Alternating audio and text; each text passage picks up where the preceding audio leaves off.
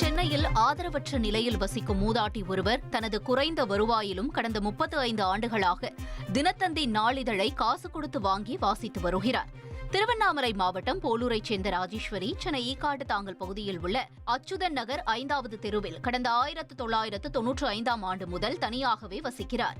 பூக்கட்டி கடைகளுக்கு வழங்கி கோயில் வேலைக்கு சென்று தனது அன்றாட வாழ்க்கையை நடத்தும் இவர் கடந்த 35 ஆண்டுகளாக தினத்தந்தி செய்தித்தாளை காசு கொடுத்து வாங்கி படித்து வருகிறார். ஆதரவற்ற நிலையில் உள்ள இந்த மூதாட்டியுடன் கலந்துரையாடிய திரைப்பட இயக்குநர் தங்கர் பச்சன் கிடைக்கும் சொற்ப வருவாயில் காசு கொடுத்து செய்தித்தாள் வாங்கி படிக்கும் இந்த மூதாட்டியின் செயலால் வியப்படைந்தார்.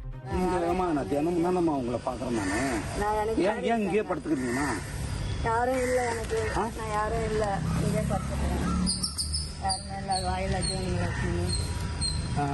பார்க்குறேன். வெறும் பூனை நாய் பெருநாய்கெல்லாம் சோறு போட்டுட்டு இங்கே போகிற தெருவே ஒரு மாதிரி ஆகுதம்மா. என்ன பண்ணுறது?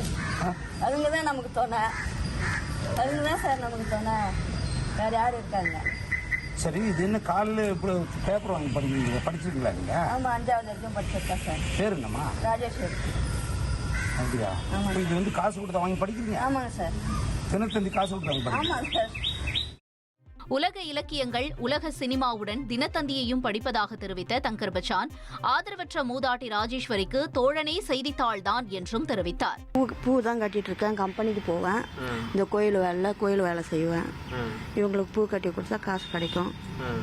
இவங்களுக்கு தான் ரெகுலராக நம்ம 35 வருஷமா பூ கட்டி கொடுத்துருக்கோம். சாப்பாடு இது மாதிரியா தெரிஞ்சவங்க கொடுப்பாங்க. தங்கறது இங்கே தான் தங்கிக்குவேன். மழை வந்தாலும் புயல் வந்தாலும் இங்கே தான் தங்கிக்குவேன். 35 வருஷமாக தான் தந்தி, மெயின் தந்தி தான் படிப்பேன். எனக்கு அதுதான் பிடிக்கும்.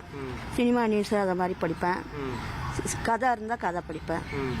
தந்தி தான் படிப்பேன். நான் 5வது வரைக்கும் படிச்சிருக்கேன்.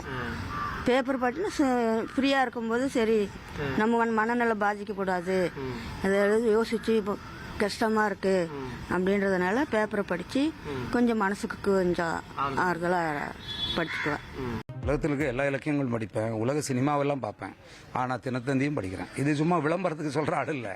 தங்கர் பச்சானுங்கிறவன் அப்படிலாம் நீங்கள் செய்ய முடியாது. சரியா? ஒரு வீடு இல்லை அவங்களுக்கு, நாளைக்கு என்னங்கிறத விட அடுத்த வேளை உணவுக்கு வழி இல்லை. என்ன மழை எப்போ வந்தாலும் வெயில் வந்தாலும் அவங்களுக்கு ஒதுங்கிறதுக்கு இடம் இல்லை. அவங்களுக்கு வந்து கூட இருக்கிறதெல்லாம் இந்த நாய்களும் பூனைகளும்.